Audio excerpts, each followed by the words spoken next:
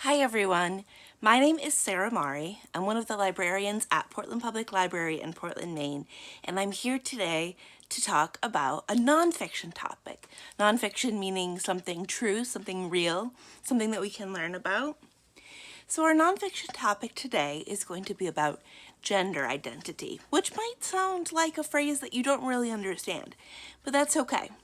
We have two books that we're going to read today, but the first one is short, and it's what I like to call pre-knowledge. So pre means before, knowledge is about things that you know. So this is a way to get our brain ready to learn new things. So the first book that we're going to read is a book that will help us get ready to learn about gender identity. So this one is called What's the Difference? Being Different is Amazing. It's by Doyen Richards. And this one is all about being different and why that's a good thing. So let's learn about What's the Difference by Doyen Richards. This book is published by Feiwel and Friends. You can see there's a picture of two kids in superhero costumes. And here is a picture of the author's parents. Let's get ready. Take a look at yourself.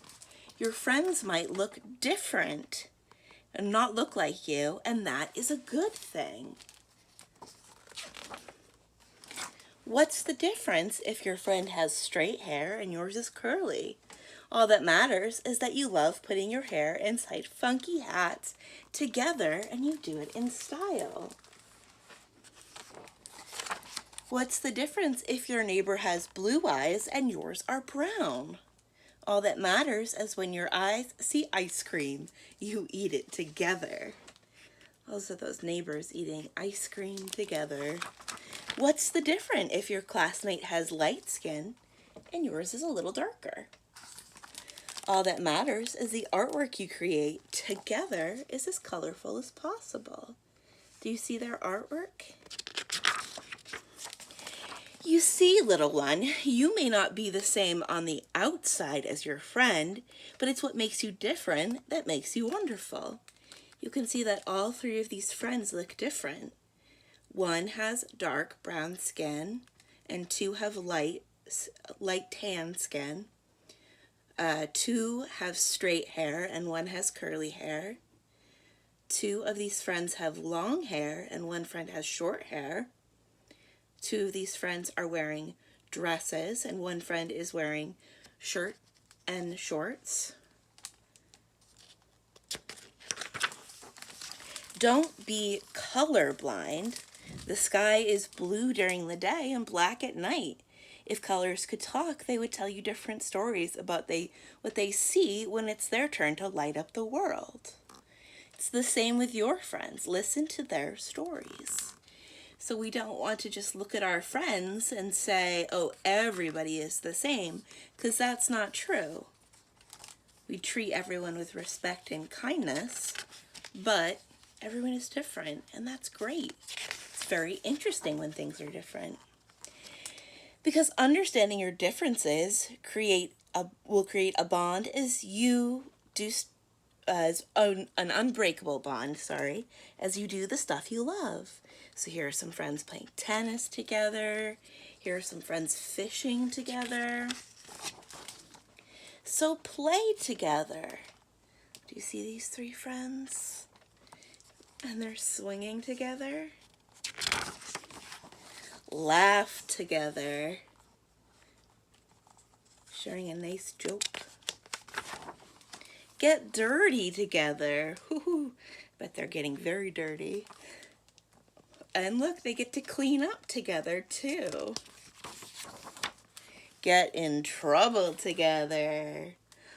They're past a sign that says do not enter. They're being so silly. And save the world together. Those are their friends from the beginning, dressed in superhero costumes. The world needs you, little one. I'm counting on you to set an example for grown-ups to follow. You can show grown-ups how easy it is to be friends with someone and respect and learn their differences. Because when it comes to love, Keep showing that there really is no difference. It's amazing, just like you. And here's the picture of the author, Doyen Richards. So now we know that everyone is a little different, and sometimes you can see the differences, like with someone's skin color or their hair, how long it is, and if it's curly or straight. Sometimes you can hear the differences in the way that they talk. Maybe they speak English, or maybe they speak a different language. Maybe they speak their English with an accent from where you live or from far away. You can see the difference maybe in the way that they dress or the foods that they like to eat. And one of the things that you can see that you might be able to see a difference is their gender identity. Now, sometimes we have ideas about gender identity that don't match up with real life, because I hear lots of friends tell me things like, oh, just because someone has long hair, they have to be a girl. But we know that's not true. There are a lot of boys who have long hair too. And sometimes we hear people say, oh, if you have short hair, you have to be a boy. But there are a lot of girls that have short hair too. And there's many other things about gender identity, but I have a great book that's going to tell us all about it. So let's dive right into that book. It's called It Feels Good to Be Yourself, a book about gender identity. This book is written by Teresa Thorne and illustrated by Noah Gringy. And this book is published by Henry Holt & Company. Look at these beautiful end pages. There's so much going on in them. It feels good to be yourself. I wonder what that means. What do you think that means? It feels good to be yourself. This is Ruthie. Do you see Ruthie? She is a transgender girl. That means when she was born, everyone thought that she was a boy until she grew a little older enough to tell everyone that she is actually a girl. Girl is Ruthie's gender identity. This is Ruthie's little brother, Xavier. Xavier is a cisgender boy. That means when Xavier was born, everyone thought that he was a boy. And as he grew older, it turned out everyone was right. He is a boy. Boy is Xavier's gender identity. There are so many different ways to be a boy or a girl, too many to fit in this book. You can see all kinds of boys and girls all through these pictures. But not everyone feels like either a boy or a girl. Non-binary is a helpful word that can describe a kid who doesn't feel exactly like a boy or a girl. This is Ruthie's friend Alex. Alex is both a boy and a girl.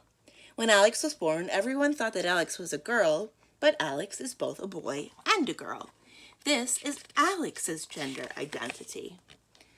This is Alex's friend JJ. JJ is neither a boy nor a girl.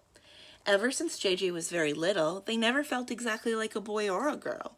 They just felt like themselves. This is JJ's gender identity. Alex and JJ are both non-binary. Just like there's many ways to be a boy or a girl, there are many different ways to be non-binary. Too many to fit in a book. Some kids don't feel exactly like a boy or a girl. They feel like neither. Some kids feel like their gender identity isn't always the same. It's often changing. And even with all these possible ways to be, some kids don't feel like any of the words they know fit them exactly right.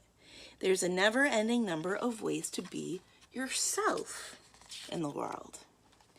Whether you feel like a boy, a girl, both or neither, or if you describe yourself another way, that is your gender identity. Your gender identity might match what people thought you were when you were born, or it might not. See, when you were born, you couldn't tell people who you were or how you felt. They looked at you and made a guess, and they might be right. Maybe they got it right. Maybe they got it wrong. When a baby's body what a baby's body looks like when they are born can be a clue to what the baby's gender will be, but not always. When people guess wrong, it's okay to let them know. Ruthie was 5 when she told her parents, "I know you think I'm a boy, but I really feel like a girl." Oops, Ruthie was a girl all along. They just didn't know it at first. When people guess right, it's also okay to let them know. Xavier was 3.5 when he told his family, "I'm a boy. I like being a boy." You might feel like a boy, and you might feel like a girl. You might feel like both a boy and a girl, or like neither. You might feel like your gender changes from day to day or from year to year. You might feel that none of these words describes you perfectly. You might not be sure yet. Maybe you're still figuring it out. Your feelings about your gender are real. Listen to your heart. No matter what your gender identity is, you're okay exactly the way you are, and you are loved. It feels good to be yourself, doesn't it? These are some helpful terms to know. We already talked about most of them. And then there's a note about pronouns. Pronouns are words like she, he, they, and there's some more books that can help if you want to learn more about this topic. There's also books for grown-ups and films and organizations that can help you. And then the author and the illustrator both talk about their experiences with their genders. So now let's talk about that title again. It feels good to be yourself. After reading that book, I think that we can look back and we can see when we saw Ruthie's face when her family thought that she was a boy, I don't think she was very happy. Does she look happy to you? I think that she was feeling bad because she was trying to be someone that she wasn't. She was trying to act like a boy. It feels really bad sometimes when people don't know who you are or are calling you the wrong things, or you're trying to be someone who you're not. That can feel really heavy in your heart. It can make you sad, or it can make you angry. And that's why when people get to be the gender that they feel like, they're much happier. It feels good to be yourself.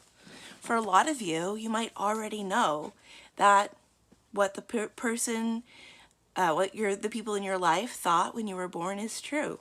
That works for me. When I was born, everyone thought I was a girl. And as I grew up, I agreed with them. And you can tell people that too. That you're a girl, that you're a boy, that that's correct, that that's what it feels like. Sometimes they get it wrong, and you can correct them too. Whoever you are, whatever you feel like, it feels good to be yourself, even if you're only telling yourself who you are. And you are loved just the way you are, just the way you were made on the inside. So I hope that you learned a little bit about gender identity. I hope that if some of these words were new for you, that you were able to understand what they were and how you might be able to respect someone else's difference if their gender identity is a little different than yours. Because it's our differences that make us great, right? Thank you for listening. My name is Sarah Mari.